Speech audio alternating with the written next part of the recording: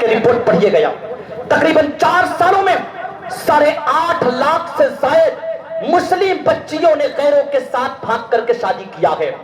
یہ میرا رپورٹ نہیں ہے، ایک بہت بڑا ڈیٹا رپورٹر ہے جس کا نام ٹائمز آف انڈیا ہے۔ 4.5 سالوں میں 8.5 لاکھ سے زائد مسلم بچیوں نے غیروں کے ساتھ بھاگ کر کے شادی کیا ہے۔ اس کا ریزن میں کھنگالنے کی کوشش کیا کہ آخر یہ کلمہ پڑھنے والی بچیاں، آخر یہ مسلمان گھرانے میں پیدا ہونے والی بچیاں، آخر یہ قرآن پڑھنے والی بچیاں، آخر یہ مذہب اسلام کی بیٹیاں، کنیز فاطمہ کہلانے والی بیٹیاں غیروں کے ساتھ بھاگ کیوں رہی ہے؟ میں نے 2 ریزن پایا، 2 وجوہات پائے۔ پہلی ریزن یہ ہے کہ یا ان کے باپ کے پاس دینے کے لیے پیسے نہیں ہیں، ان کے باپ کے پاس دینے کے لیے جہیز نہیں ہے، مجبوراً وہ بیٹیاں غیروں کے ساتھ بھاگ رہی ہیں۔ اور دوسری وجہ یہ ہے کہ بیٹیاں کالج جاتی ہیں، اسکول جاتی ہیں، پڑھائی کے نام سے، ایجوکیشن کے نام سے، ان بیٹیوں کے ساتھ خیر بھی پڑھتے ہیں، آپ کے بیٹے اور بیٹیاں بھی پڑھتی ہیں، دوستیاں ہوتی ہیں، اور دوستیاں یہاں تک پہنچتی ہیں کہ آپ کے گھر کے دہلیز کو فلان کر کے وہ بیٹیاں غیر کے دہلیز تک پہنچ جاتی ہے۔ اللہ اکبر۔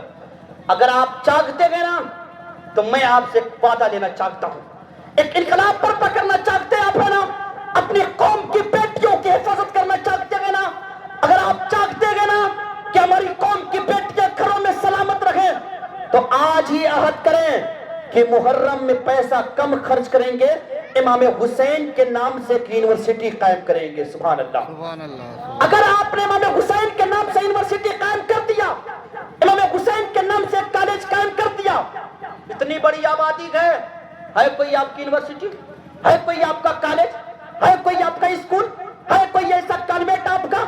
نہیں گئے۔ اور جب اللہ اکبر، ایک اور ڈیٹا پیش کر دے رہا ہوں، اسی گجرات کی سرزمین پر ایک سلوگن چلا ہے، ایک آواز اٹھی گئے، ان لوگوں نے پتہ کیا آواز اٹھائی ہے؟ اللہ اکبر، حالات اتنے بد سے بدتر ہیں نا مسلمانوں، کان کھل کے سن لینا۔ ان لوگوں نے کہا کہ جس بھی اسکول میں مسلم کے بچے پڑھیں گے اس اسکول میں ہمارے بچے نہیں پڑھیں گے۔ ان لوگوں نے احتجاج برپا کر کے اسکولوں کو یہ آویدن دیا ہے۔ ان لوگوں نے کہا کہ جس بھی اسکول میں مسلمان کے بچے پڑھیں گے ہمارے بچے نہیں پڑھیں گے۔ میں آپ سے پوچھنا چاہتا ہوں، اگر لوہردگا میں یہ قانون نافذ ہو جائے، لوہردگا کے اسکول میں اگر یہ قانون آ جائے کہ جہاں ان کے بچے پڑھیں گے آپ کے بچے نہیں پڑھیں گے، تو ان کے بچے پڑھنے والے 90 ہیں، آپ کے بچے پڑھنے والے 10 ہیں، تو اسکول والے کیا کریں گے؟ ان کو نکالیں گے کہ آپ کو نکالیں گے؟ آپ کو نکالیں گے کہ آپ 10% والے ہیں، آپ جائیے، آپ کی وجہ سے وہ بچے نہیں آ رہے ہیں۔ اگر اسکول سے آپ کو ڈراپ آؤٹ کروا دیا گیا، اگر اسکول سے آپ کو بھگا دیا گیا، اگر اسکول میں آپ کے بچوں کا ایڈمیشن نہیں لیا گیا، میں آپ سے پوچھنا چاہتا ہوں آپ کے پاس کوئی نافذ عمل ہے؟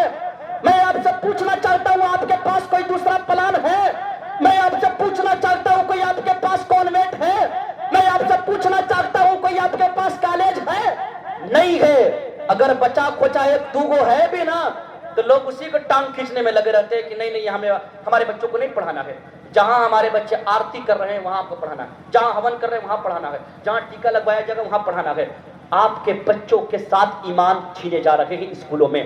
میں بھی لاتہار میں رکھتا ہوں نا، پتہ ہے وہاں پہ بغل میں ایک اسکول ہے، وہاں پہ پڑھایا جاتا ہے تو رام ہے، تو رحیم ہے، تو کرشن ہے، تو بھگوان ہے، یہ پرارتھنا میں پڑھایا جاتا ہے۔ آپ کے بچے پڑھ رہے ہوتے ہیں، کب آنکھیں کھولیے گئے آپ کی نیندیں کب بیدار ہوگی؟ ارے مسلمان اتنا امیر ہے نا، اتنا امیر ہے نا کہ 50 لاکھ کا ڈی جے کر سکتا ہے۔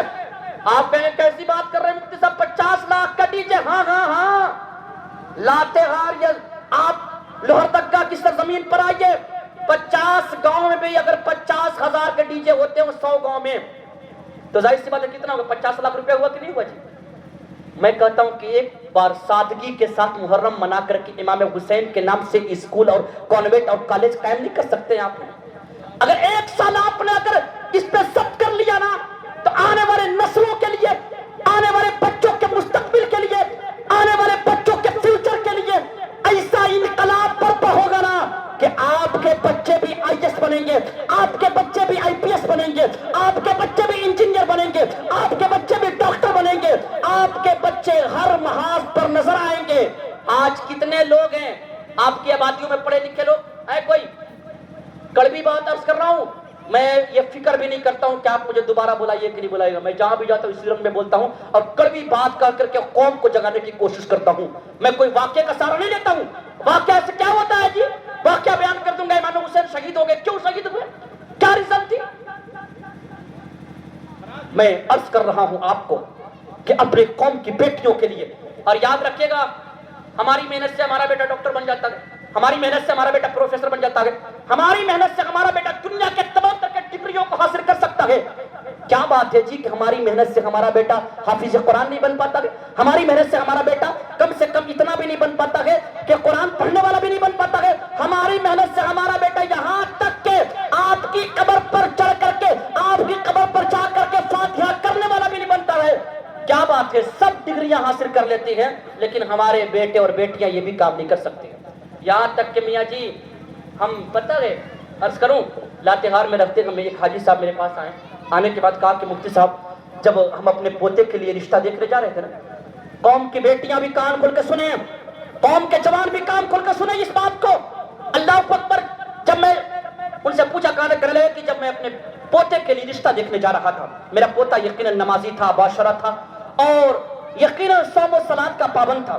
جب میں جا رہا تھا تو میرے پوتے نے کہا کہ دادا جی جب آپ جا رہے ہیں رشتہ دیکھنے کے لیے تو لڑکی سے دنیا دارہ والا سوال نہ کیجیے گا، لڑکی سے یہ نہ پوچھیے گا کہ تمہارا نام کیا ہے، تمہارا خاندان کیا ہے، تم کتنی پڑھی لکھی ہو، بس کا ایک سوال پوچھیے گا، اس سوال کا جواب مل جائے رشتہ مکمل کیجیے گا، آ جائیے گا۔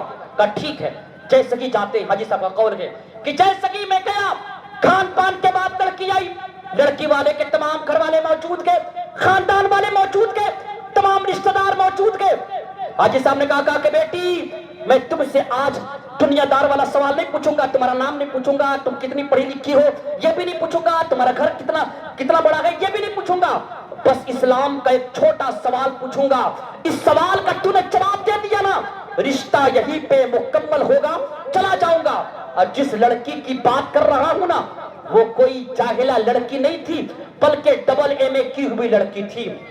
سارے لوگ بہت تھے کہ آخر یہ حاجی صاحب کیا سوال کرنے والے گئے؟ حاجی صاحب نے کہا کہ بیٹی صرف اتنا بتا دے کہ غسل میں کتنے فرائض ہیں۔ اللہ اکبر۔ کیا سوال کیا؟ غسل میں کتنے فرائض ہیں؟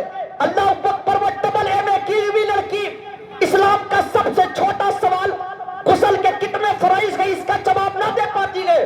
حاجی صاحب نے کہا کہ بیٹی تم سے میری کوئی شکایت نہیں ہے، جس لڑکی کو یہ معلوم نہ ہو کہ ناپاک ہو جانے کے بعد پاک ہونے کا طریقہ کیا ہے، ایسی لڑکی ہمارے گھر میں رہنے کے لائق نہیں ہے۔ اللہ ایسی لڑکی تلاش کرتے ہم ہیں، ایسی لڑکی پڑھاتے ہم ہیں۔ یاد رکھیے